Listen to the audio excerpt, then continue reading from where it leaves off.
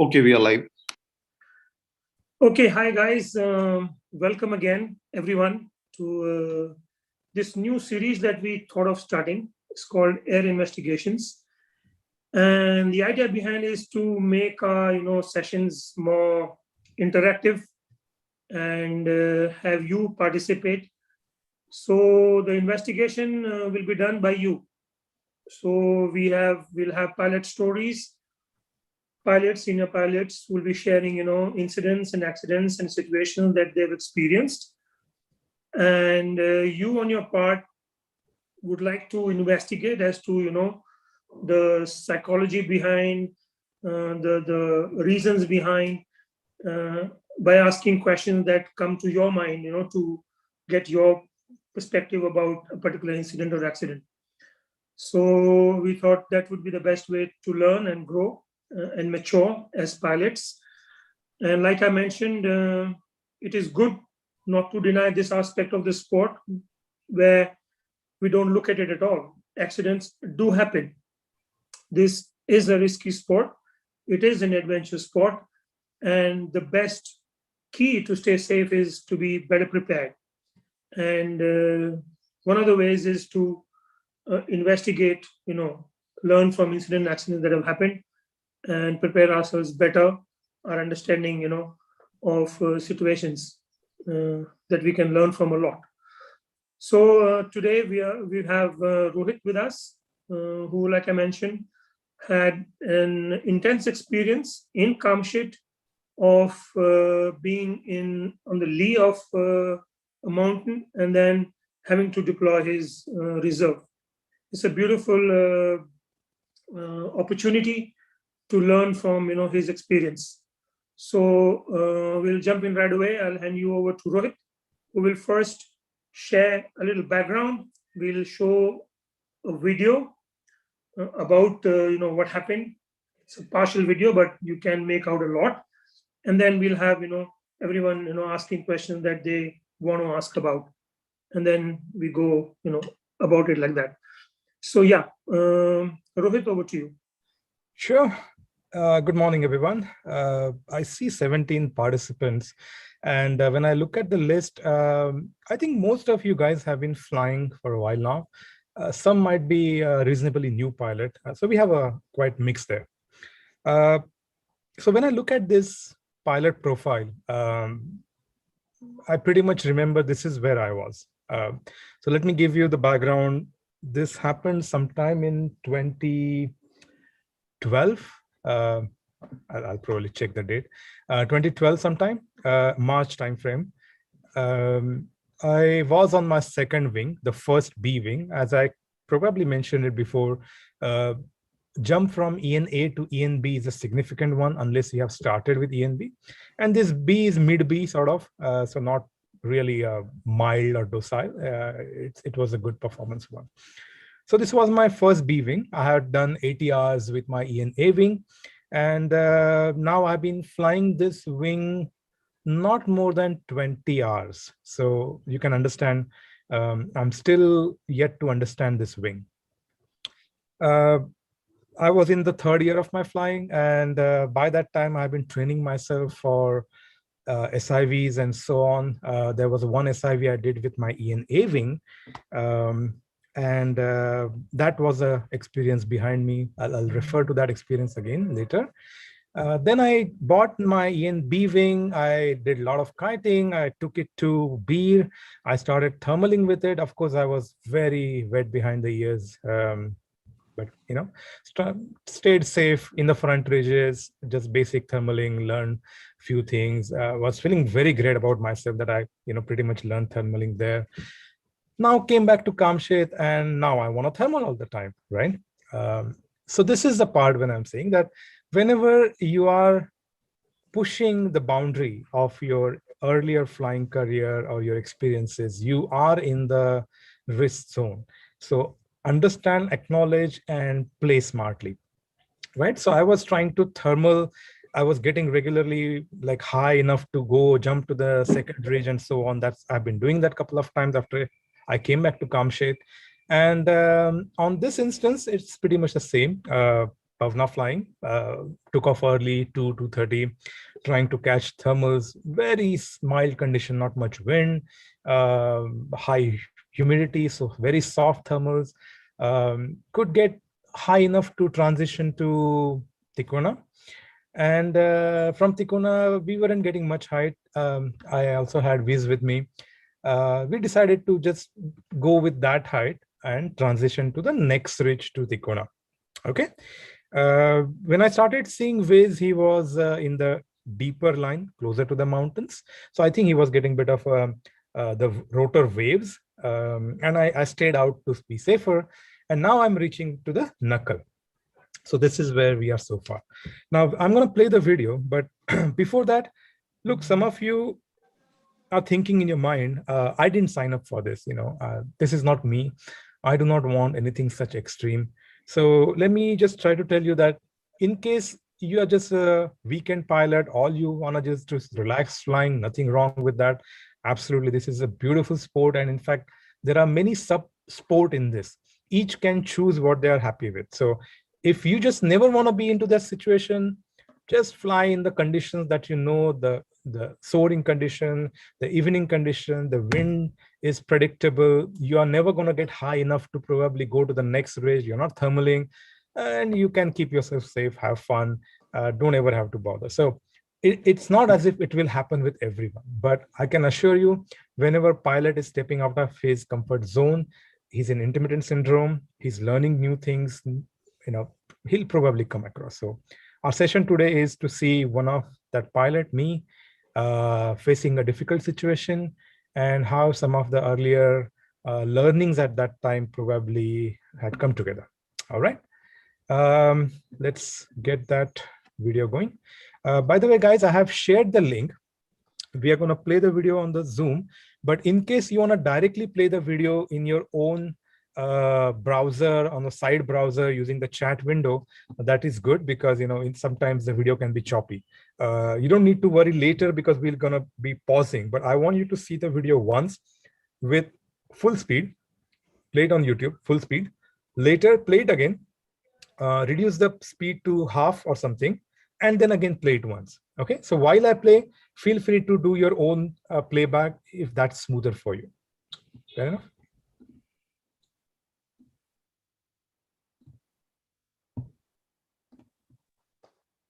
All right, so here is me. Now, earlier part of the video is cut. So basically, I arrive at this knuckle on the spine. Now, what you see me here is a different, slightly later view. So I arrived it on the spine, and I'm trying to climb up the spine, and I was getting the lift. Now, suddenly I find myself getting pushed on the other side of the spine. Okay, and I won't go into the very details, but at this moment, I was still not sure whether I was in rotor or I'm still in the climbing air. So it continues to climb for a while. Okay, now I'm going to play. Rohit, before you do that, just explain which side is the rotor side and which side is the... Yeah, so frankly speaking, at this point where I'm flying, I wasn't very sure in my mind, and that's where the whole problem is. Okay, but now to tell you guys, at the hindsight, the wind is angled coming from the left-hand side of the screen. And anytime you go below the level of the ridge that you see, as long as you're high, you're fine, even though you're behind. But if you start coming lower, you're going to come into the rotors. And that's what you're going to see happening. Okay, I'm going to play the video now.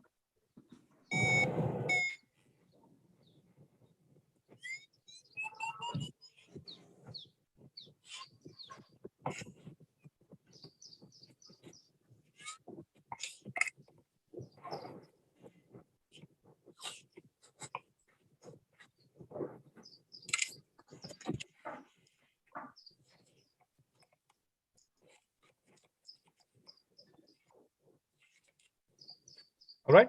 In case you have already played that video in your browser, I'm just going to play it once more with a slow speed. 0.5, later we can go slower. I'll just play it once with a slow speed so that you again see what's happening in a little bit more detail. I won't speak a lot right now because we have a lot of analysis. In fact, you are the people who are going to do the analysis, you're going to ask questions. We have a lot of experts on call.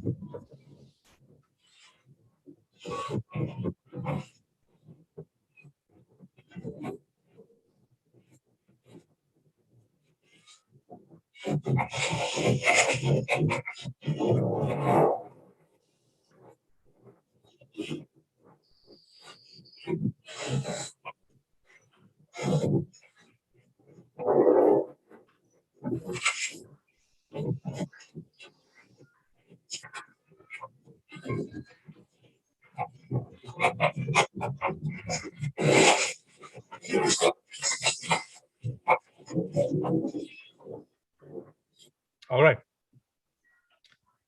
Any comments before we start taking this piece by piece? Oh, first of all, the cactus that you saw in the end was a lifesaver. We'll again look at in detail, but when I landed, I was absolutely unhurt, not even a pain anywhere. Of course, little it was a bit sore, but I was absolutely fine. There was a bit of a drama later because of the open reserve that I'll show you later. But I was absolutely fine. And in fact, I packed, Wiz came, trying to find me if I'm okay. All I want to do is go back in the air at that time, because everything that I would have done, I had done beyond a certain point. And I was so happy with myself. I said, okay, let me get back on a horse. So I'm just trying to tell you it is all good, all happy ending. I was raring to go again. Okay. With that, anyone has any comments before we start taking it piece by piece? Yeah. So, Rohit, there are some comments. Yeah. First is there were 20 seconds from trouble starting to you reaching the ground. Yeah. And when did you deploy reserve? Good.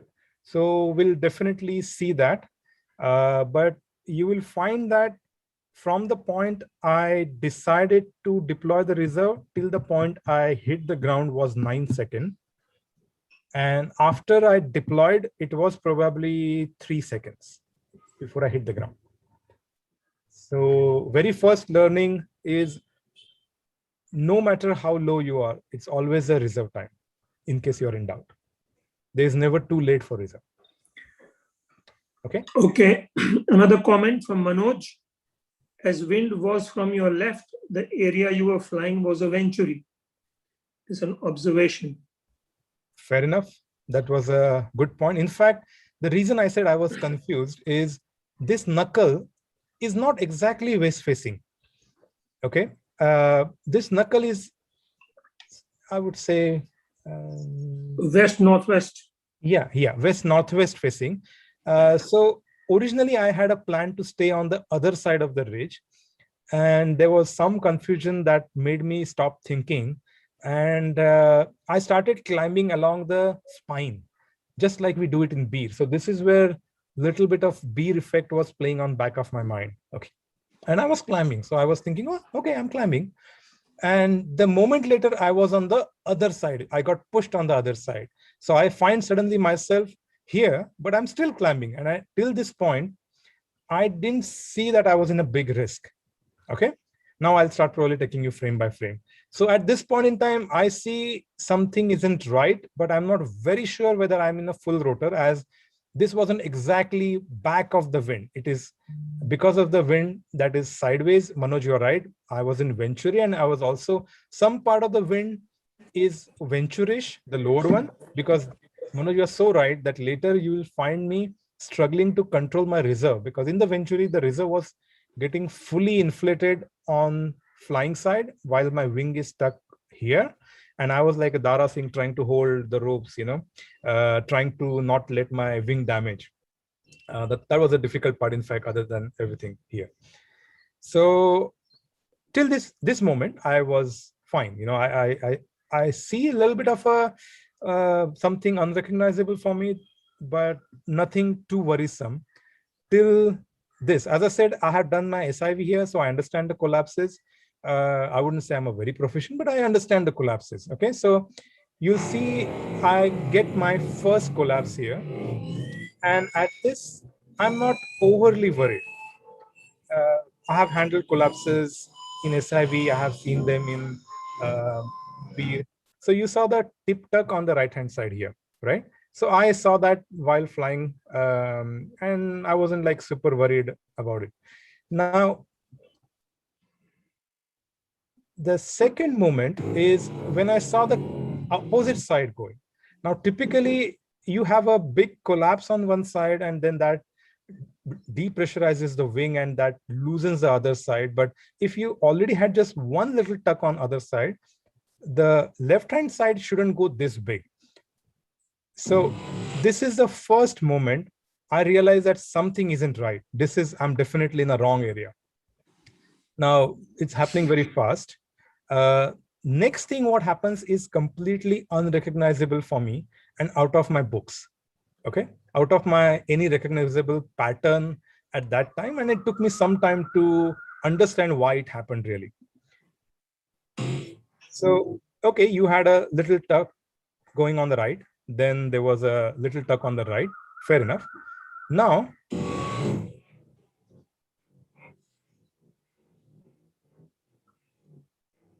this. So the wing suddenly dove so much on the right, and not dove on one side, but it is like almost vertical diving on that side. Some additional data points. I was flying in Genie Light. Genie Light is a harness really designed to fly supine, like a pod harness, but I was flying it in a non-pod configuration. It's not the best to fly in a non-pod, frankly, that harness now. And also the shoulder straps. The shoulder straps that are connected with your riser were quite loose. So I was more supine, okay? So what happens is right now, see, apart from why this happened, you will see a huge break on the right-hand side. And why that is happening, because I'm still sitting here while my wing is actually diving in front of me on the right-hand side. I'm still sitting vertical. And that causes a huge break on the right-hand side because just I'm trying to balance. Rather, if I would have adjusted my harness more accurately, I would have gone with that dive. The glider would have pulled me along with it, and I would have kept balanced my brakes as well. But here, I was sitting with my inertia still there, and the glider is diving. Now, this is first time I realized this is something I'm out of my recognizable wing configuration. Clearly, we have a very difficult situation at hand. This is when first time I recognized. I still haven't decided to deploy here. Okay. Is there any question on the decision point so far? Santosh is asking, I think this will come a few seconds later. What thoughts came to mind before your hand reached the reserve handle? And second, what was the biggest stress point? I mean, first thought when you threw the reserve. So yeah, I mean, we're getting there, right? Yeah, I'm getting there. Okay.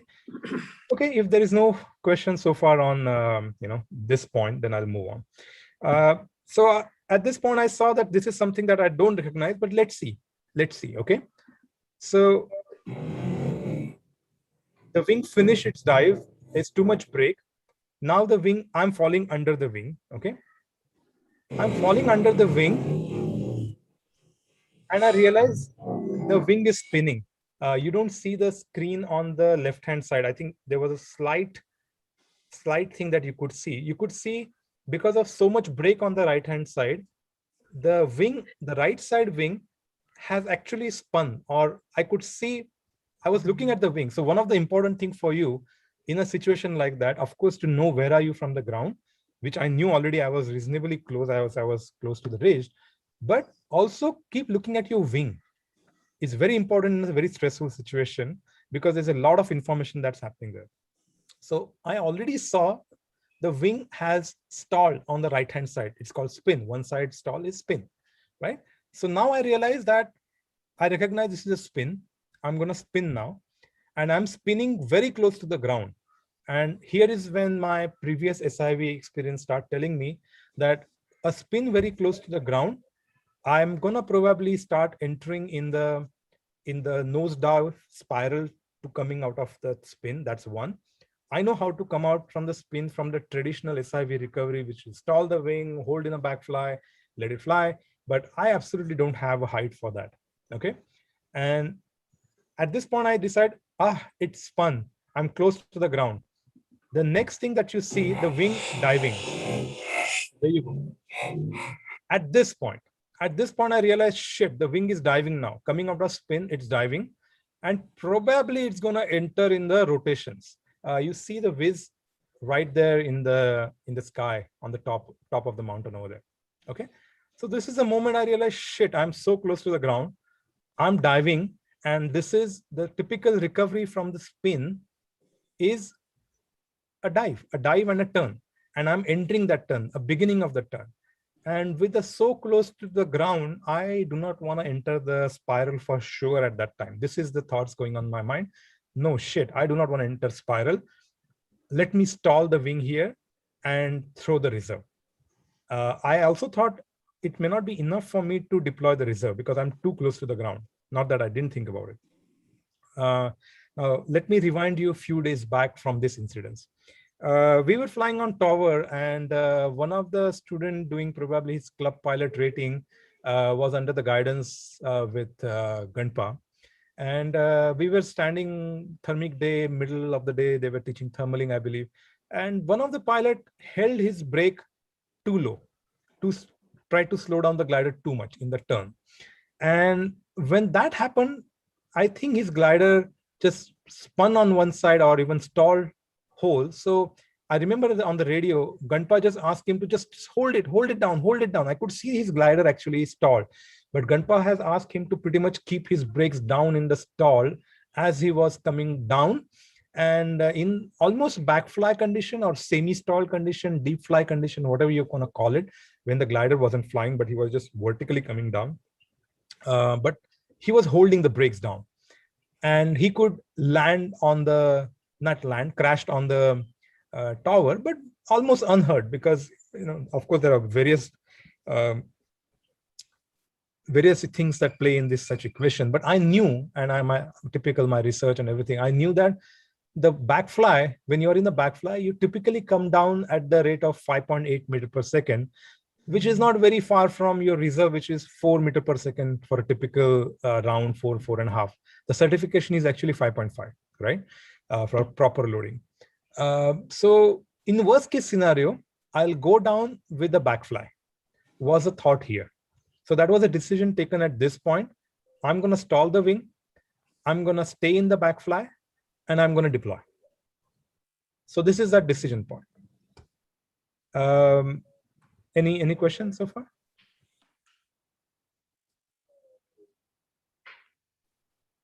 Okay, I'll continue. Yeah. Wait, sorry, one question. This is Pavna in the evening, I guess. What was the wind speed? Yeah, so that's a very good question. When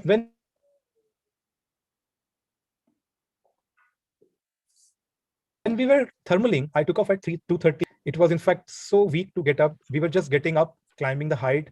You guys can hear me clear, right? Yeah. Okay. We were just getting higher up by just milking a very soft, wide thermal, which has like 0.5 meters per second. It wasn't even drifting. So we just kept at it, slowly drifting back towards the Tikuna. Not much height at all, not much wind at all. But typically, Pavna, around 3:34, the wind hits suddenly. It comes from the west. So I have a feeling that somewhere along the line when we are here, the wind started also picking up, which I couldn't feel over here. I mean, that's why everything got exaggerated. With that much of a wind, when I was climbing up at Pavna, the rotors wouldn't have been so bad. Okay.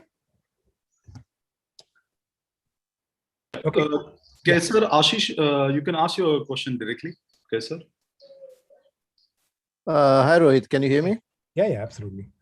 Rohit, just wanted information that were you lighter on the wing when this incident happened? And another question is, could this situation be avoided if you were heavier on the wing?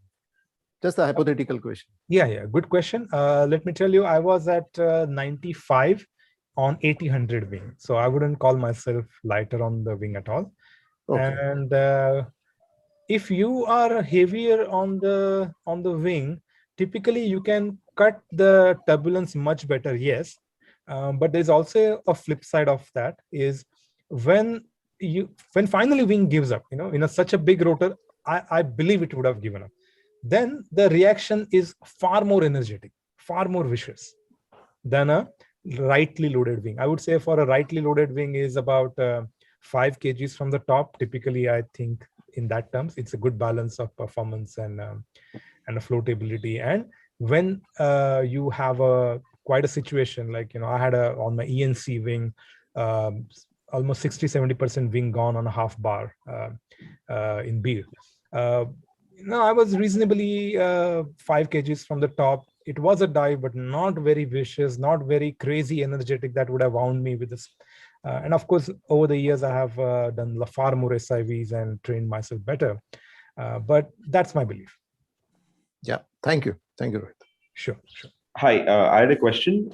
Would an ENA glider have handled this situation better? Would the wing have been more rigid? Ashish, that's the question that I was looking for. Thanks for asking that. So what happens is I have been in a slightly similar situation at least twice before my ENA wing. Okay, not so deep, but you have been to Pavna, of course. If you have ever gone height and taken height in Pavna and gone to Tikona, then you can understand what I'm going to say here now. You reach Tikona and then you start finding something. Sometimes you get a little bubble at Tikona and now you're circling in the bubble in Tikona. Okay, the way you could climb is because you thermal, you circle. Now, we have a high wind condition, as you know. And sometimes while circling, you get it, you're trying to circle, you suddenly fall out of it on the lee side, the back side. And the sink is so much that if you fall, you're going to just straight away go into the lee side of the Tikona. So if you imagine Tikona in front of you, you will go on the right edge, slightly behind the right edge. And I have been there twice, okay, with my ENA wing, loaded. That was a good question again. I think Kaiser asked the question. The better part, ENA wing 95, I was loaded at 95. So it was nicely loaded ENA wing. And I'm in a similar situation.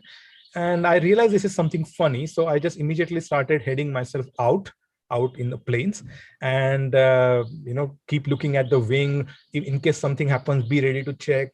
Of course, the ENA wing also did funny thing that it lost its pressure. It rolled, it pitched a bit, it moved around, but it kept chugging. It didn't do a massive collapses and something.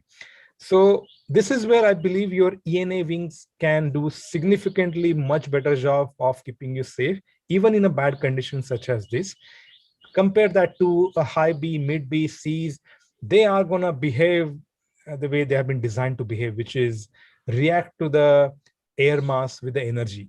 And with that energy comes the big dives, the big collapses. And as a pilot, you got to be ready to deal with all of that.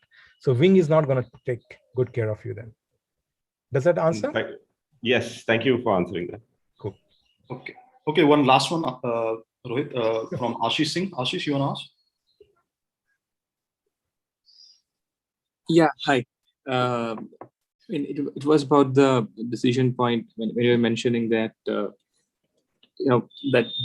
backflight, going into that backflight thing, and then deploying. Yeah.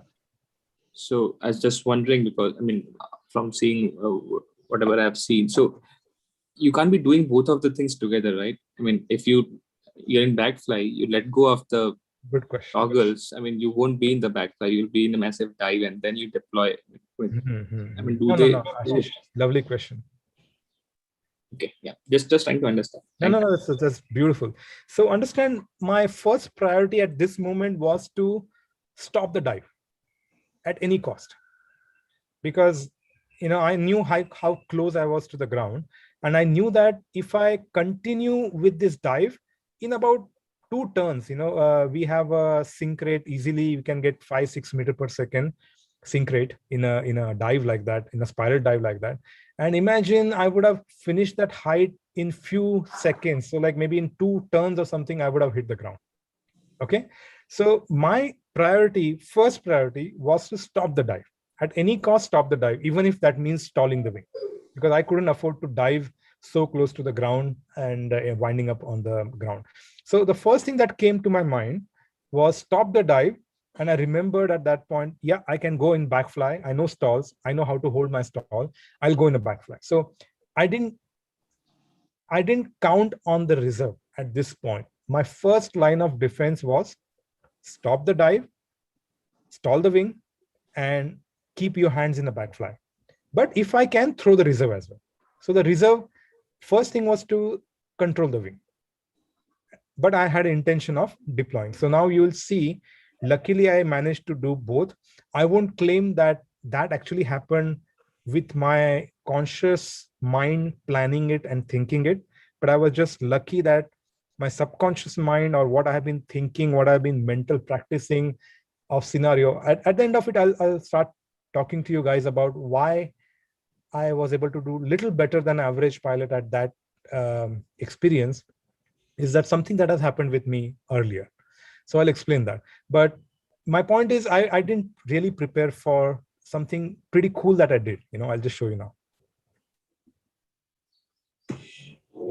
So here I'm committed to stall. As you can see that I'm completely imbalanced in my harness. As I said, that harness was a pod harness and I was almost flying it in a open condition. Doesn't give a lot of support. And also for pilots who are trying to rush to pod harness, this is a great learning. Pod can be so unstable. Another pilot in the nice open harness would have been in much better condition than the way I am. Look at my body. It's already throwing weight on the right hand side, and my legs are completely twisted. So I'm completely off balance here, right? And it doesn't get so bad in the open harness. It does get so bad in the pod harness. As you know, the pod harness, you're supposed to tuck your legs, but look at the whole mayhem happening. I have no clue where my legs are. Often I'm surprised to see my legs in the air. All right, so this is when I managed to stall the wing. I recognize that stall, great. So I felt, yeah, I stalled the wing. Now I have to keep my hands down as in at the stall point. I know which is reasonably at chest or at the carabiner level. That's what my intention is now. Okay, so the wing is spinning all over. Probably would have ended up in a twisted action as well. So I'm just trying to keep somehow my hands in the down position. So here me trying to keep it almost in the backfly, and this is what happened. Now I have decided to deploy the reserve as third stage. So I quickly managed to hand over both my brakes in one hand. Now this is what much years later, even Cross Country magazine and everyone is talking about, that, hey, in case you're deploying, stall the wing first, hold the brakes in one hand and then deploy. I was just lucky that I was able to do that before really thinking too hard about it at that time. So that was a pretty interesting point here. Okay, so I'm holding it. You can see that I'm holding the both brakes in one hand. I have stalled the wing, so I have stopped its the rotation movement. Of course, looks like I'm twisted here, but my hand is straight away going for the reserve now. Again, no fiddling. I pretty much managed to get the reserve out in a reasonably fast. In case you haven't noticed, on the right hand side, my hand just flashes for a second and a red packet that you can see. So again, this has a bit of a history. I'll come to that. Certain things that happened, I'll explain you, but that made me focus so much on my reserve packing, my reserve installation. Keep practicing taking your reserve out all the time. Is it smooth? Is it fast? That all came to my help here.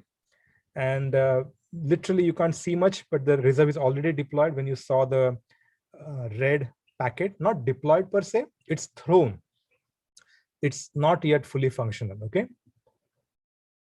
It's thrown. Now I try to come back to my configuration here.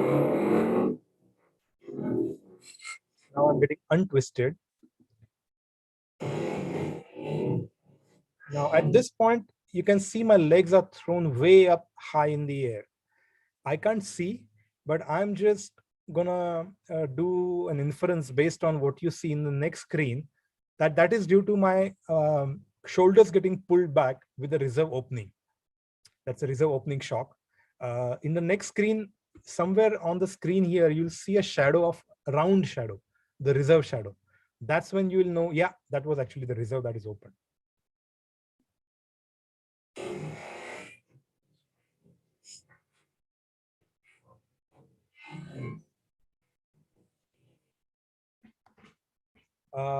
See, the wing is on the right, but do you see on the left side of the screen, you can see a circular shadow? that's a reserve you can see. And the wing, if you can see, is on the right-hand side. So the shadow for the wing is also on the right-hand side. Okay. And it's not very clear from the screen, but in all this, really the luck plays a big part in all such situation, of course. There is a massive cactus that you can see in the front, right? I didn't know anything about it. There was a massive cactus, and it's going to play a big role in how I ended up almost scot-free there. So this is when my wing started coming down. By this time, I think I have lost my hands also. They were no more in the, probably as the ground was rushing in, I was instinctively getting ready to brace the impact or something. But I'm very close to the ground at this point in time, okay? Now, this is something that interesting happened. I believe my lines get stuck on this massive cactus when I'm about to hit the ground. The wing is also crumbling in the front that you can see, but lines are getting stuck in this cactus. Typically, that will happen anytime you ever come on any bush or any tree. Those are saviors. And you can see, rather than hitting the ground hard, I am getting rolled around, right? So before I hit the ground, I'm getting rolled around the cactus. So that's probably saved me from getting really badly injured. There are a lot of rocks you can see on the ground over here. Legs hitting any of them could have been much worse. My back getting hit could have been much worse. But hey, the cactus was there. It grabbed those lines, and I'm just like whacked around it and then hit the ground. So that's the frame by frame analysis. Now, I just want to explain you a couple of things, what prepared me to do some of these reserve related stuff. But before that, any further question again? Manoj, you want to ask your question, Manoj?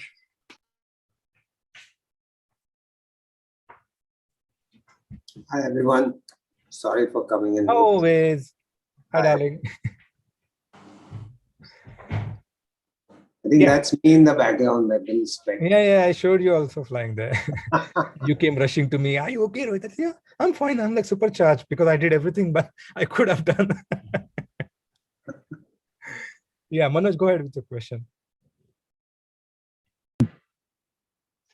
Yeah, I just wanted to ask a question. Before that, I'd like to share my own experience because 6-7 months back. Sure. Also, before 6-7 months ago, I also was in such a situation in my own own flying site, our own local flying site. Yeah, flying site. Yeah. So I also landed on a tree. I managed to land on a tree, and then to deploy my reserve. And it was, of course, a bit safely. And the thing is that I wanted to ask you, before asking the question, I missed some of your question and answer because of my this network connectivity. Because I want to say, sure. No worries. I'll repeat. When I messaged you one that the wind was coming from your left hand side. So yes. Area was hedged, right? So yes, as soon as you got this turbulence that your glider is doing some unnatural behavior, okay? Yeah. So that time you would have turned your glider to right hand side and absolutely. I should have straight away headed to the plains. Yeah, of course. Yeah, but imagine what. Yeah. Please complete. Please. Was not that was a good idea, because most of the flying side. Listen, we have in my local side. I already prepared three flying side. Of course, Joel was with me, and most of the side, the God has made the ridges like all the portion of the ridges are not exposed to the direct wind. Okay. So in the ridges also, some parts are in the headwind side and other are in the this thing, rotor side, or you can say this thing. You're getting my point now? Yeah, I'm absolutely getting your point. Yes. So that was my question. Okay. So you are spot on. The moment I would have sensed that this is wrong, and I already showed you the point when I sensed things are wrong, the little tuck on the right-hand side was okay. I mean, I wasn't much worried about it. But when I saw the a big collapse on the left-hand side followed that clearly showed cascading, I wanted to head out. But before I could do anything, you have seen the dive, that massive dive where the wing was vertical on the right-hand side. And after that, it was just a series of trying to deal with the situation there. I mean, never got a wing in control to, point it towards the open on the right-hand side. I would have done that. And every time, last two instances when I mentioned with my ENA wing, when I sense that turbulence, I immediately headed out, right? So absolutely, that's the right thing to do. I would say the mistake is approach any ridge. First of all, I have been now cross-country flying in Kamshed for some time now. I keep exploring the regions around, but I have changed my strategy completely, especially after this instance. Our wind, the speeds, and is unforgivable in Kamshed. I mean, it's not Beer where you can be okay to be a little bit on the other side. Here it can be very unforgivable. So all my cross-country in now Kamshed is done at a good height. That means I always approach the ridges from the top, never from the side or bottom. And when I approach him, I'm cautiously finding out which way the wind is. And if I am not sure, I'll keep heading outward. I'll keep heading outside as much as and keep checking. Only if I find, yes, this is safe, I'll cut in. Otherwise, I'll never go closer to the ridges in an unknown place. Even though the wind is coming from that side, but do not ignore the local effect. Do not ignore sometimes the wind coming strongly from one side can actually turn and hit back in different direction to the next ridge. So all things could happen, especially in a high wind condition. So now I approach it very gingerly.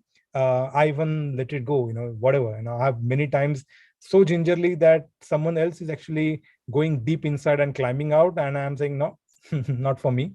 Or if I see him enough safe, then I will follow him. But I'm not the first guy to enter deep anywhere in Kamshed now.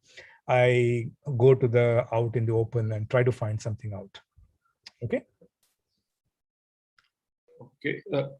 Next was from Vikas Shelar. What are the signs before we enter into this situation? What are the signs before? That's the thing. You will never know the signs before. I mean, there's all data, there's all little telltales that is happening around you. But as a pilot, that's a classic intermittent syndrome. You don't know what you don't know. If I would have been smarter at that time, more cautious at that time, I wouldn't have probably gone so committedly inside. Okay. And today also, I would say, I don't know what I don't know. If I go probably in a different valley systems in Europe or somewhere, I don't know a lot of things there. But now I have probably respecting more what I don't know. So it's very easy to think that what are the signs to know so that I won't enter this condition. But idea is that we all know the theory. It's the same theory. There's no different in that. And there will be a situation that you might be in the doubt. So respect your doubt. If you're in the doubt, don't take chances. Play outside, play outward, keep testing the air, keep approaching it from different angles to feel the texture. As because person of your experience or anybody now understands what good air feels like, what trashy air feels like. If you feel the air is not right, the texture is not right, avoid it, and so on and so forth. So that's what I would say. Very difficult. I mean, I can give you a classic example. I mean, if you're doing a cross country, you can look around the smoke, birds, so many things to determine the wind angle that's approaching the particular ridge. You can do all that, but depends on where you are. Like, I'm probably taking more risk at Beer because the winds are low. I'll go comfortably closer to the ridges. Versus in Kamshet or in Panchgani, I'm very ginger. It's just probably something that has ingrained me. Maybe it's not right. Maybe as my knowledge increase, one day I'll start trusting my calculation and judgment better. But I'm very ginger in the high wind condition mountains now. Viz, you want to add? Feel free. Probably I'm not so right here. Maybe more conservative, but as I said, you are who you are based on what your experiences has shaped you. No, Rohit, I absolutely agree with you that, I mean, the wind is not something that you can fool around with. In fact, even the question that he asked, that why did you not turn away? I mean, once you're in that kind of air mass, you don't have the choice. You cannot, your glider is not behaving as it normally would. And I don't think you have the choice to really, turn and fly away. Yeah, absolutely. So, I mean,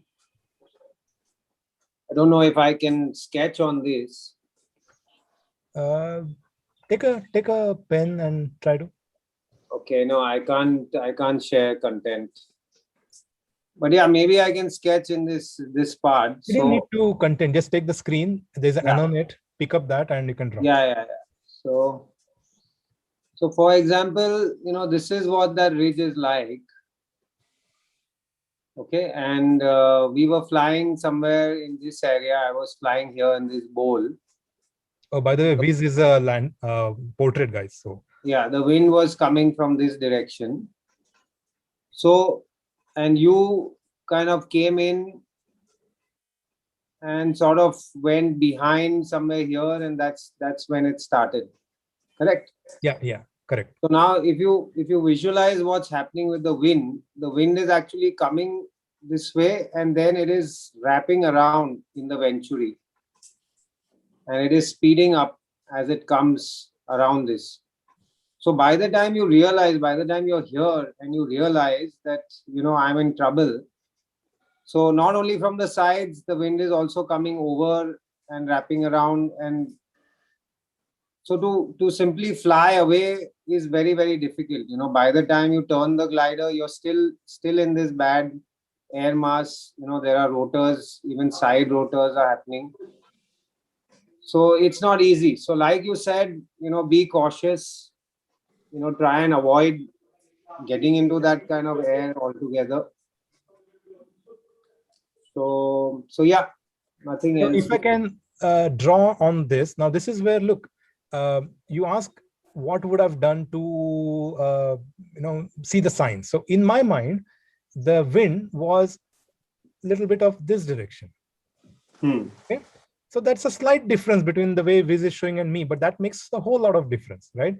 Because I thought I am going to arrive here and I'm going to climb this spine this way. Okay. This is again, the Beer effect plays on your mind. Viz and me, we discussed a couple of times. Once the pilot flies in Beer and when they come back, they often have the Beer memory. You have to set aside Beer completely. And I was thinking of slightly climbing here and then maybe a thermal or whatever. But the moment even though I turned here, all this wind, because this sideways pushed me and the terrain is rising. So it pushed me and soon I was here. Correct. And the terrain is higher now. Okay. Because even though I was trying to keep the straight line, trying to climb the ridge line, I was slightly getting drifted right on the, the vicious band there. Okay. So look, a slight difference in my understanding of wind, probably this is like not more than 30 degrees difference of wind understanding, but that made the whole difference in what I thought is okay for me to go along this and then try to find something and getting pushed here and suddenly finding myself on the exactly completely right-hand side in the lee. If you see the video right now, it looks stupid. Why am I even there? Okay, look at this. Okay, hold on. Let me stop this. Clear all drawings. Okay, escape. Mouse. Okay, let me just take you guys over here. Okay, the question is, why am I even on the right-hand side of this mountain? I was just thinking of staying on this ledge. I mean, what you see is only top 30% of this mountain. There is a below 40-60% of the mountain. I was actually climbing on that ridge earlier. And now suddenly I find myself high and on the right-hand side. Rohit, can you just freeze this here? Yeah. So again, when you're visualizing the air, not only are you going to get, rotors here coming over the top. Okay, but also remember that, if the air is coming from this side, you're also going to get rotors from the sides, So this is something we sometimes forget about. We only think of rotors coming over the top. Yeah. So, and also the venturi from the side, as you're approaching that ridge, whether it is on top or whether it is down here, you are going to get sucked into that whole, air that is flowing around this. Yeah. Good point, Viz. I was almost feeling as if I got like accelerated there, even though that wasn't my intention to go to that side. I was like, involuntarily, I'm getting whoop there. And once you're here, your glider is here, this air is actually pushing down on you. So there's no real control, you can't, your wing, everything feels spongy. You can't really, even if you want to execute a right turn, your glider won't even react. But Rohit, let me ask you a question here. Did you decide to go on the lee side because was it on the sunny? Did you think that was a sunny slope and maybe you were thinking of it being the thermal hotspot? Not at all. You did not think of that. Okay. Not at all.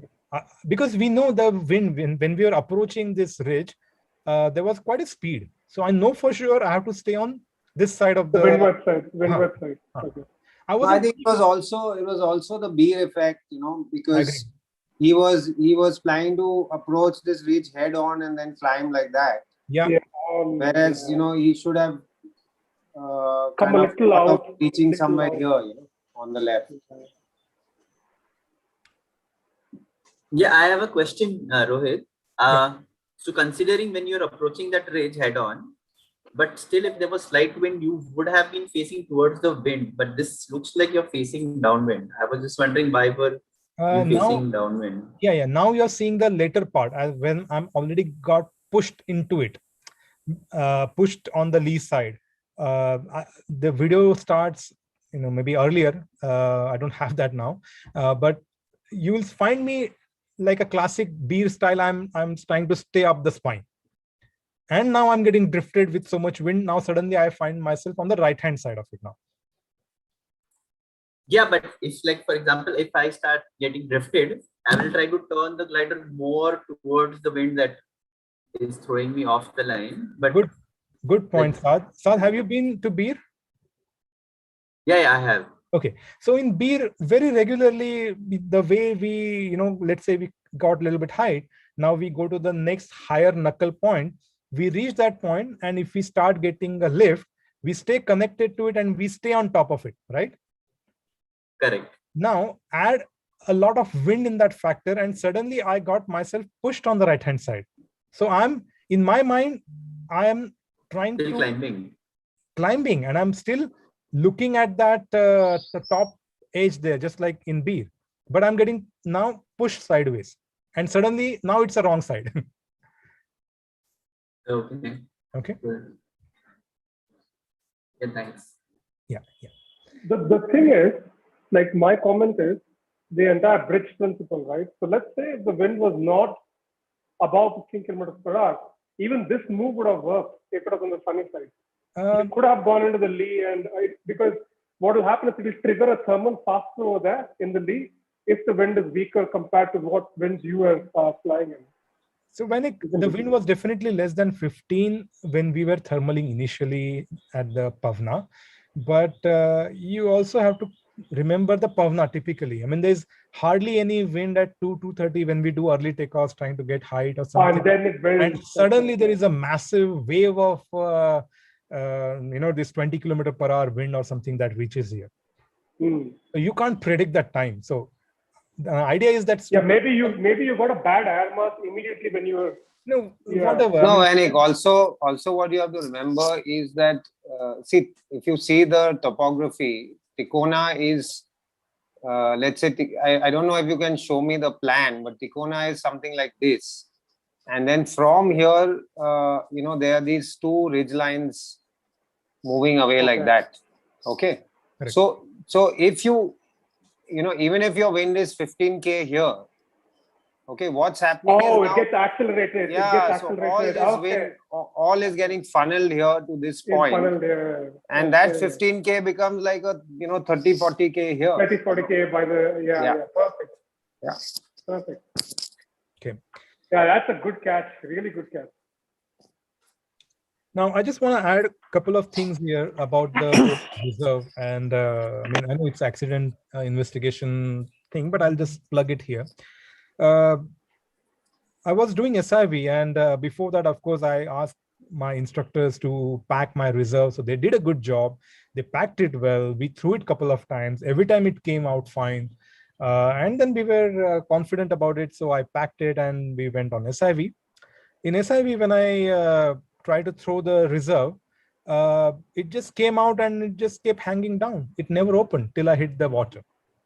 Okay. That made me really think hard about the whole reserve thing. And then we started figuring it out, our own reserve packings, and me, Viz, often we would come together, we would all pack together. Then I figured out what went wrong really at that time. I could reproduce it. And that made me fanatical about the whole reserve packing and installation and all these aspects. Other thing also, we started thinking about, and this is something that came handy here, is having a very clear idea of when are you going to throw your reserve. Every pilot has to know at what point he's going to throw reserve in what condition.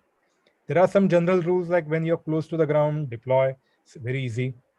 But to each pilot, there are different pointers that you will change. For example, Avi in his two-liner, if he gets a cascading event high up in the mountain, he has a lot of experience and SIVs and acro experiences. He can probably try to correct that cascade for some more time because he has a ground height. For me, let's say a couple of SIVs, now I'll do more attempt to stall out my wing if I have the height. Okay. But somebody who has done, let's say, just one SIV, they know what stall is, but how confident are they to really go to the entire stall, backfly, recover in the thrashing air, in the thermic air? So for each pilot, they have to know what is that decision point.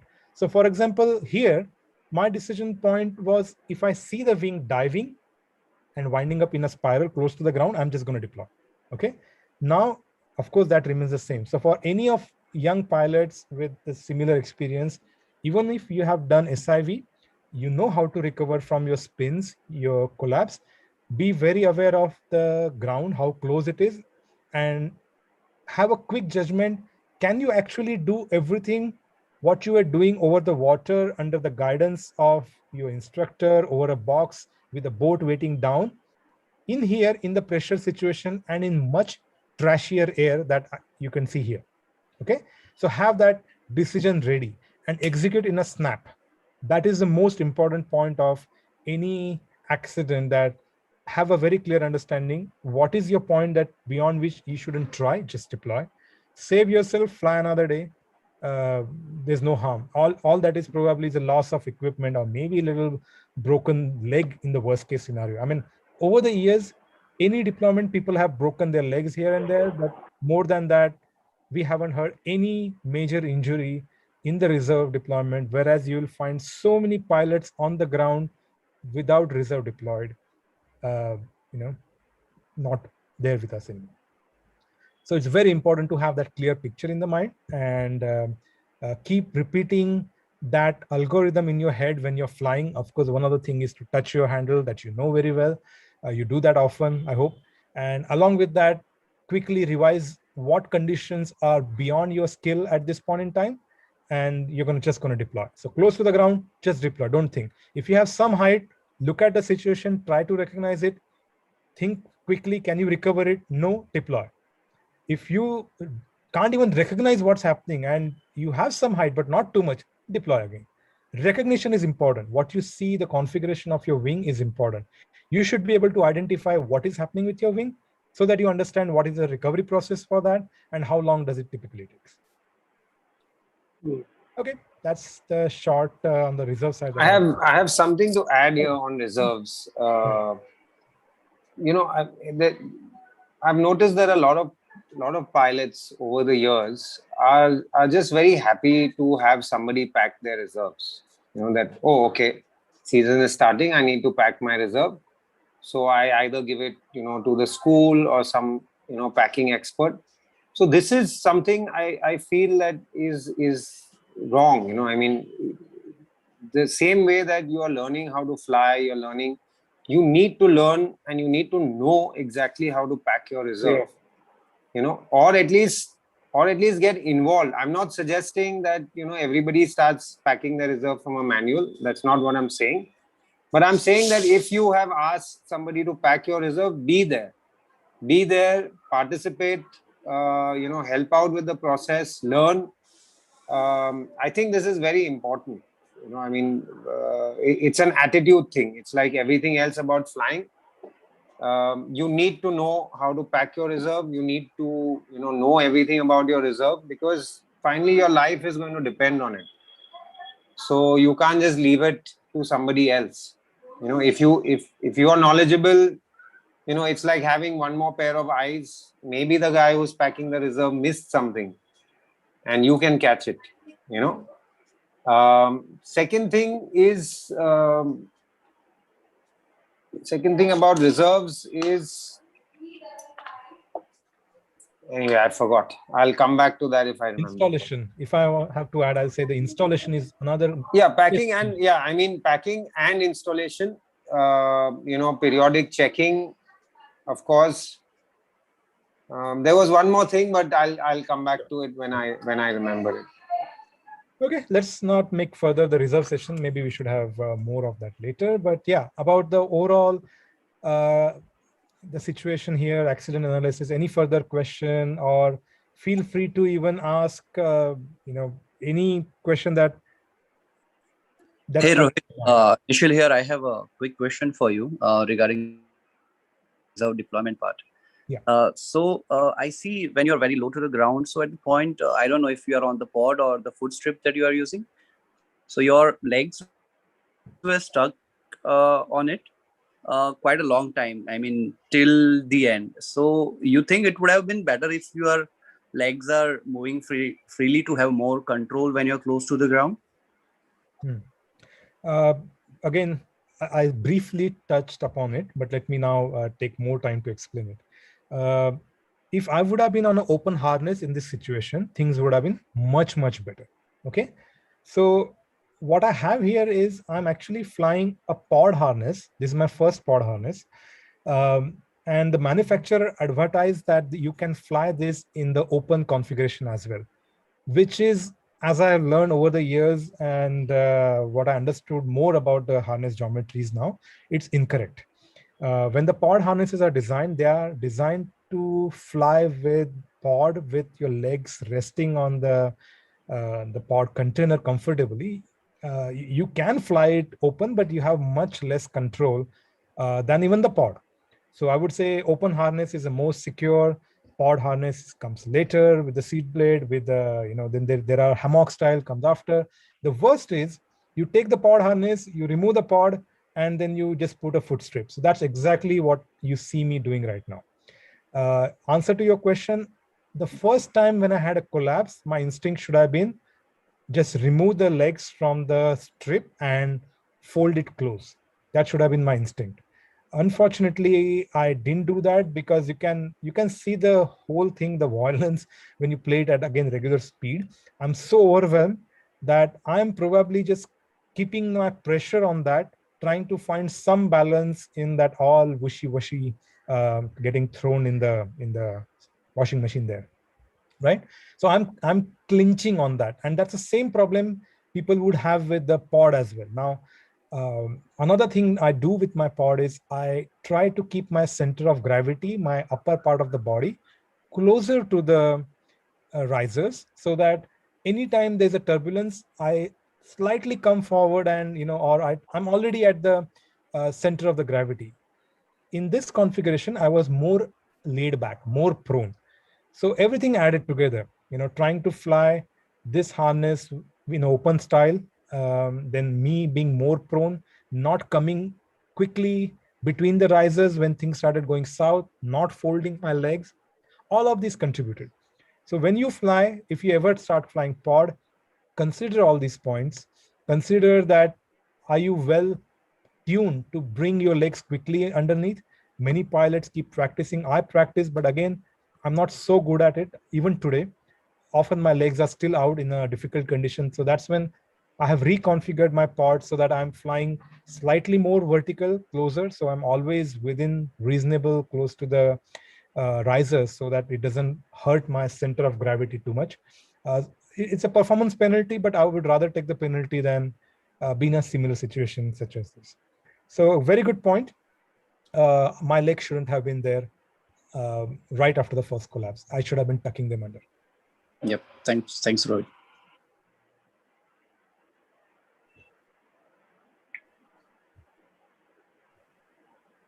Avi, you're on mute. Okay, we can remove the screen. Okay. Okay, guys, just to put things in perspective, I think a beautiful session.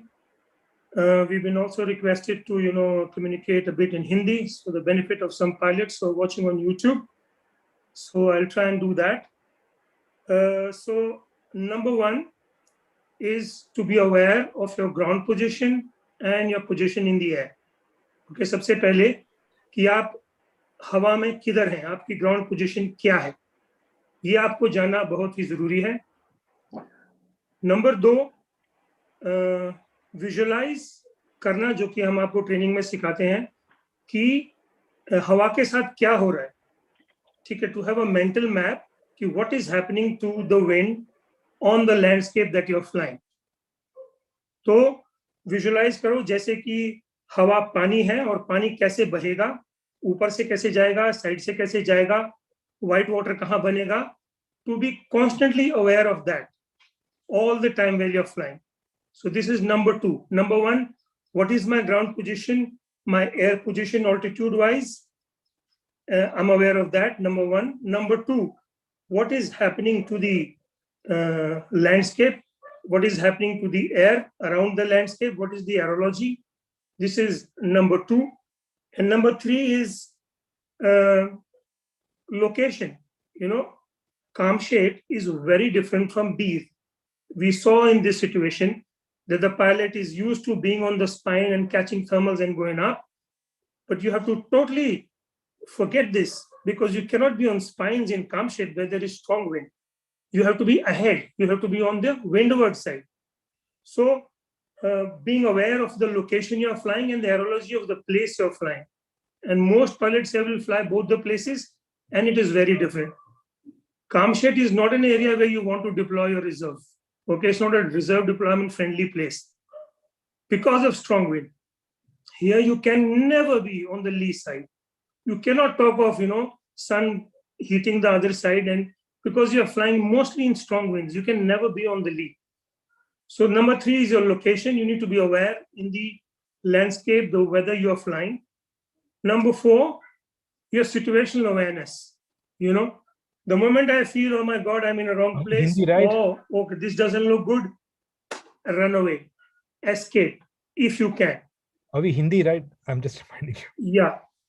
So I need to go over it again. So number 1, सबसे पहले कि मैं ground में मेरी position कहाँ है और हवा में मेरी height कहाँ है. Number 2, विजुलाइज करूं कि हवा के साथ क्या हो रहा है, नीचे पहाड़ी में, वैली में, वेंचुरी कहाँ बन रही है, साइड रोटर कहाँ बन रहे हैं, टर्बुलेंस कहाँ है, इसकी अवेयरनेस। नंबर 3, मैं कामशेट में फ्लाई कर रहा हूँ, बीर में फ्लाई कर रहा हूँ, being aware of that. Number 4, मेरी सिचुएशन क्या है। अभी हमने देखा कि पायलट एक सिचुएशन में आया, एक मोमेंट था कि मुझे पता लगा मैं गलत सिचुएशन में हूँ, मैं वहां से निकलूं, मैं वहां से भाग जाऊं। हो सकता है मैं ऑलरेडी घुस गया हूं और अभी कंट्रोल इफेक्टिव नहीं है और मुझे निकलना मुश्किल है, लेकिन if I am more aware of my situation, then मेरे पास एक एस्केप रूट है कि यहाँ से निकलूं, यहाँ से भागूं और सेफेस्ट एरिया की तरफ जाऊं जहां पे रोटर्स टर्बुलेंस नहीं है। And number 6, improving my skill. अभी ये सिचुएशन किसी के साथ भी हो सकती है, हम पैराग्लाइडिंग कर रहे हैं, हम सिचुएशंस में आएंगे, तो improving your skill of understanding the glider, which takes us to the point of doing an SIV course, कि हमने देखा कि पायलट ने काफी अपनी सिचुएशनल अवेयरनेस रखी, तभी उसने डिसीजन ले पाया कि okay, I need to deploy, okay let me stall this glider before it goes into a rotation. ये रोटेशन में घुसने से पहले मैं ग्लाइडर को स्टॉल करके बैक फ्लाई में जाके रिजर्व फेंको। सो ये पायलट ये कर पाया क्योंकि इसने एसआईवी किया हुआ है, इसको पता है कि ये मैं कर सकता हूँ, अपना रेट ऑफ डिसेंट रिड्यूस कर सकता हूँ और रिजर्व को यूज कर सकता हूँ। So last point is improving your skill. And like Rohit mention कि एक एसआईवी कर लिया, उसमें स्टॉल करवा दिया इंस्ट्रक्टर ने और मैंने रिकवर बैक फ्लाई कर लिया, ये आपकी स्किल नहीं है। अगर जब सिचुएशन में आएंगे जहां पे स्ट्रेसफुल सिचुएशन है, पूरा cortisol, adrenaline, all the stress hormones ने हमारे ब्रेन को फ्लड किया है, you will not be able to think consciously at all. So मेरी प्रैक्टिस होनी चाहिए। Maybe I have done 3, 4, 5, 6 SIVs. I can comfortably, without instructor, stall and go into backfly. I can probably use this. Last point, क्योंकि ये investigation हमारा reserve का था, to become friends with reserve, to become more competent with using our reserves. जैसे विज जी ने भी बोला कि learn how to pack, learn how to install, constantly उसको डिप्लॉय कर करके देखो। ऐसा भी सिचुएशंस हुए हैं कि हम एसआईवी से पहले ब्रीफिंग करते हैं, ऐसे भी सिचुएशन है कि पायलट इधर हाथ मार रहा है, उसको हैंडल ही नहीं मिल रहा है, उसको पता ही नहीं है कि देखना होता है, और जहां तुम सोच रहे हो हैंडल है, वहां पे हैंडल नहीं है, और प्रेशियस 1, 2, 3 सेकेंड आपके वेस्ट हो सकते हैं, जबकि आप अपने आप को बचा सकते थे। So last point will be that improving your skills and understanding glider behaviour, कि आप स्टॉल, स्पिन्स, एसिमेट्रिक कोलैप्सेस करें, ग्लाइडर की सिचुएशन को समझें, तभी आप सही एक्शन ले पाएंगे। एटलीस्ट आप समझ पाएंगे क्या हो रहा है, आपको समझ में आएगा कि हाँ मुझे ये आउट ऑफ कंट्रोल है, डिप्लॉय, या फिर हाइट है, कंट्रोल कर सकता हूं क्योंकि समझ में आ रहा है क्या हो रहा है, कंट्रोल कर लिया और रिजर्व डिप्लॉयमेंट की जरूरत नहीं पड़ी। So yeah, so thank you very much, Rohit. That was fantastic, and I think a fantastic session where people could ask directly and clear their doubts, about getting into a situation like that. And like I said, as you progress, as you grow as a pilot, your envelope of understanding and your skill set has to improve. If you're not growing as a pilot, if you're not improving as a pilot, it is a sign of danger. If you just keep soaring and you want to stay safe, you will get bored with that, and then you will do something that can put you into trouble also. That is also something to watch out for. So I hope it didn't scare anyone, but only educated everybody that these things can happen. But if you're smart about your learning, you can avoid, such situations. And like I said, there is an inertia in your skill and your understanding, like confusing between, the two sides. Beer and Kamshet is a very different scenario. And so is Panchgani. And we don't have time. I think Viz also could share his, experience of deploying at Panchgani. And we also had KK here who could also, maybe KK, you could quickly share one incident and then, we close it because why not take a proper, there are good instances and a lot of good information. So do it proper later with them rather than cramming it here. Okay. Okay. I'd like to ask a question to Rohit and you and Biz. Assuming that, I'm a low-hour pilot with just about 15 hours or something I've done in Kamshet, and I'm going to a new site and I've not done an SIV for whatever reasons. How do you think I can know if I have to throw a reserve or if I can recover? What is it that makes you decide that, you need to throw a reserve now, or what situation you are in or you're not? Because I don't think a 10-hour, 15-hour pilot can actually recognize what situation he is in, So what is the telltale that tells you that, okay, good, just throw out your reserve now? So I'll take this. Look, the answer is very simple. Whether you have lots of height or whether you're close to the terrain, the minute you start getting into a rotation, you should throw your reserve. Okay, because there are a number of factors. If you have a big collapse, then most likely is that you will get into a rotation. Next thing is, before you know it, you will be in a twist. Also, what happens is that after the second rotation, the G forces start kicking in. So you may not even be able to take your hand to the reserve. I've had this situation where I was turning so fast that I had to literally, it was an effort just to take my hand and reach my reserve handle. So yeah, if you're, even a little bit of doubt, throw the reserve. It's going to give you a second chance. Okay, I'll just add a few things. So there are some situations where, you don't think, you just deploy. Okay. One is equipment failure. You have an equipment failure, glider torn or lines breaking, or just don't think, you just deploy. Number one. Number two, you have a medical emergency. You are kind of, injured, or you are like, feeling nausea. You don't think twice, you deploy. Number three, you have, a mid-air collision. You just wait for 1 second. You're not out. You deploy. You don't think. Okay. Number four, you don't understand the situation. You had a rotation and you're going into the second one. Don't think, deploy. Okay. These are situations which, you don't have to think and you deploy. We also said, whenever in doubt, just deploy. It's a safer option. Okay. You are not deploying only in a case when you have altitude and you understand the situation and you can get out of it. That's okay. I know what's going on. I know I got a big collapse. I know I'm diving. I know what to do. I don't have to deploy. I can control the situation. I get out of the situation and I fly. Okay. Otherwise, lower down, don't think, you deploy. There's a better chance that you will survive.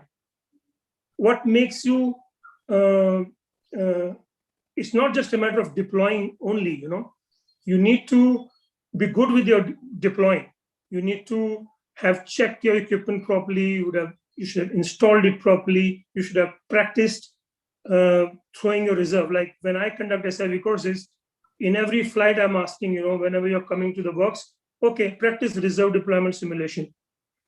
Okay, if I were to throw, and you can do this in normal flying also, you're flying and you're on a transition, tell yourself, okay, if I was to throw now, how would I go about it? Okay, look, locate, go for the handle, pull, swing, throw. So you practice this maybe once in every flight, and you never know. On some day, you'll be happy that you practice this. And it's not a big thing, actually. I envy guys who actually deployed, reserve somewhere in their flight. And these acro guys, there are some guys I was talking to, Theo is deployed like maybe 50, 60 times. Some acro pilots have deployed reserve 100 times because they've been practicing these tricks and they need to throw it, and it's become a second nature. They don't even think twice, and they know they're going to safely come down. So this practice is necessary to give you the confidence to actually use it. There have been so many, fatal and other accidents where the pilot has been found on the ground with just his hand on an undeployed reserve kind of a thing. Okay, so yeah, that's what comes to my mind to share. There are some questions on the chat. Yeah. Dr. Kannam, you want to ask your question? Doc?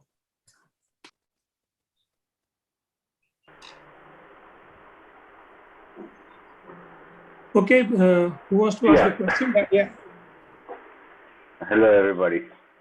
Hi, Doc. So good to see you. Hi. Guys. Okay, today is my holiday. So anyway, I just wanted to ask that I have just done not much of flying, and I'm always trying to be very safe. I think my friends know it very well.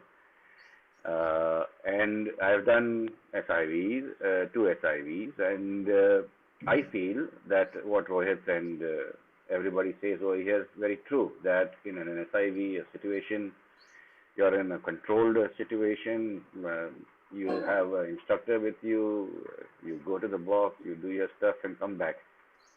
But if I'm in Rohit's situation, I would definitely panic. No doubt about it. I know my weaknesses, and I would like to do more SIVs. But every time, I always like to have somebody who says, okay, stall. So I know that my flying is very, very small and thing, but I love to fly. I like to be in the air, and I'm always very calculative in thing. I don't push myself too much. I always like to do what I am comfortable with. My basic thing is, okay, we do SIVs, we do a lot of things, but I think more important is the presence of mind and awareness, that you get used to it. It becomes like a part of muscle memory, like Avi said, rather than the brain. I mean, if people in acros do so many deployments, that means it has become muscle memory to them, isn't it? Am I right with that? Yeah.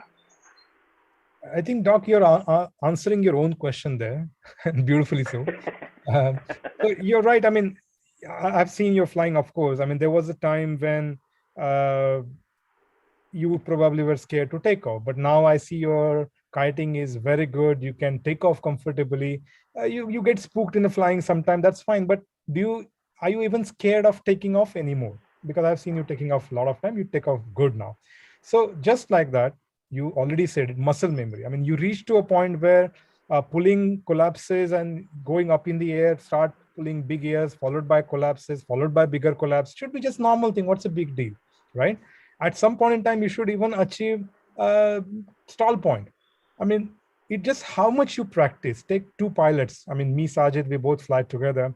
I have pretty much done the entire SIV on my own last 2 gliders, like my Rook 2 High B and now later ENC. I completely did it on my own. I just asked the instructor to keep an eye on me. Okay. Having said that, with that confidence over the water, I still haven't managed to pull my own stall over the ground in beer or anywhere. Whereas Sajid is more than happy to pull it on probably at even lower. So it just how comfortable he is, how much muscle memory. For me, the risk versus reward ratio just doesn't add, or I haven't really practiced it so much. Okay, so there is no substitute. I'm pretty sure one day I'll pull stall over tower in Pavna, but probably I'll take longer. I'll keep hammering my wing, my C's again and again and again and again to the point when this becomes boring to me. But definitely I'll do it one day. So, Doc, like, each pilot, your truth, best. How comfortable you are, how nervous you are. And you have to take, the baby steps and coach yourself and go further and forward, keeping your comfort level in mind. And that's it. Before you go into, advanced flying, make sure you have a solid foundation and it's very natural for most pilots here to feel nervous, where we have not flown for past 4 months, 6 months, 8 months, and now we are suddenly, talking about, accidents. So the perception today, like, might be like, oh fuck, like it doesn't feel very great, it's like this is not wow, this sport anymore, but it's not so. It's just that being aware of these things, and probably you'll not put yourself in a situation like this. You understand, okay, lee side in Kamshet, Panchgani is like another business. Lee side, in Beer is a totally different thing, because here we are in strong winds, and there it's not so strong the wind. Light winds, you can be thermaling in the lee as well. So it is developing our understanding, and actually maybe we don't realize it consciously, but it should actually be giving us more confidence. And you always, I think you're a very good pilot. The way you go about your flying, you don't get influenced by others, easily, and you're taking your own decisions depending on your comfort level. That's a sign of a good pilot. And push your, limits, and grow as you like, and you decide that. So nobody knows you better than you. So I would recommend, like, it's all good. It's all good, and progress like that. Make sense? And yeah, I mean, you're a big hero, like everybody here knows the work you're doing. You're a frontline fighters, like, my God, I don't know if I would be, probably be able to survive in a situation that you are in. It is super high stress, and working constantly with, this situation. Like, salutations to you, man. You're a big star and big hero. We shouldn't be telling you stuff, but enjoy your flying. I mean, that's the bottom line. Enjoy it. You like it, inside, I love this, and go in a safe, beautiful way about it. I think there was a question. I just wanted to add something. We are three people, basically, Arif, Srikanth, and myself. The three amigos. And we always watch these, the super pilots, like Viz, Rohit, Sajid, Alok, these guys. Oh my God, they're doing Panchgani to Pavana. I mean, what is this yet? I mean, you see. So of course, we always keep to our levels of understanding and all those things. And wonderful pilots. And Rohit, thank you so much. It was beautiful to listen to you, Avi, for making this happen. Viz, thank you for the inputs, and everybody. And I know that it's very, I always try to come into this program, but since today I was able to come, super. I feel nice. Some other topic, at least. Yeah, nice thank to you, have Doc. you here, Doc. Sorry? It's nice to see you, Doc. It's always a delight. So yeah, I mean, I think we'll let you know about the next topic, and I will let you know about the next topic. We could have one on SIV, where we want to, clear all kind of doubts that people have about SIV, and we have a kind of an investigation on that topic to decode, what SIV is all about. And we have a lot of pilots who've done 1, 2, 3, 4, 5 SIV courses, and I think that will go in a long way to clear your doubts about, when they share their experience, and we can decode what SIV is all about. That could be, one of the next ones. Otherwise, we'll put our head together and see what we could conjure up next for you. And yeah, good timing today. Thank you. Can I close the session? Yes, please. Okay. I'll just start with answering quickly. There was a question about, is the trees safer to land? Always, no matter what, under the reserve or under the wing, if you have to choose, always choose a tree. Often you will come a lot better than hitting the ground in either case. Okay. Just want to close. I mean, we had some heavy discussion today, and something as a young pilot, I would have been a little scared to look at all this. So just want to close it saying that I was given an opportunity, a second chance to come out unhurt in this situation. You don't have to put yourself, you can learn from this. That's one. And no matter how much scared I was after that for a while, it's just the sheer focus on a lot of investment in practice, trainings, SIVs, and taking the right step, as Avi mentioned, taking it within your comfort zone. Do not try to stay with someone at their level, at their speed of evolution. You can maintain your own evolution speed. It's been 10 years since this happened, and I'm still here enjoying this sport. So I believe even though you might see this or other accident videos and so on, there's always a way to approach this to ensure that you are not turning this into any Russian roulette, and practice hard, take the conservative decisions, play within your limits, push boundaries at times to learn, but every time know how much to push and how much to dial back. If you have those doubts, talk to the instructors, talk to the other senior pilots. They'll help you. And yeah, stay safe, enjoy the sport. Yeah, this was another topic that KK and me were discussing, that, like when you have a extreme experience or a frightening experience, what it takes, to get out of an experience, to get your confidence back, which can be a topic in itself. So we could be kind of talking about that. The question Saad asked was, when is the next SIV? Well, it should be in September or October. We'll check, possibilities at Pong Dam, at Bilaspur, and see where we can conduct our next SIV, and how, the situation around the pandemic is. And accordingly, we'll announce, the next SIV. So that's the answer, Saad. And thank you, Rohit, Viz, Sajid, KK, and Vanik, and everyone else for participating. It brings in energy, when there are more pilots, more participants, the learning is, richer and more beneficial and more value for everyone. And hope everyone is, riding the challenges which life is throwing at all of us with courage and love and best wishes. Stay high, stay above, and nothing can touch you. Yeah, stay safe. So thank you. Bye-bye. Thank you. I hope you're enjoying watching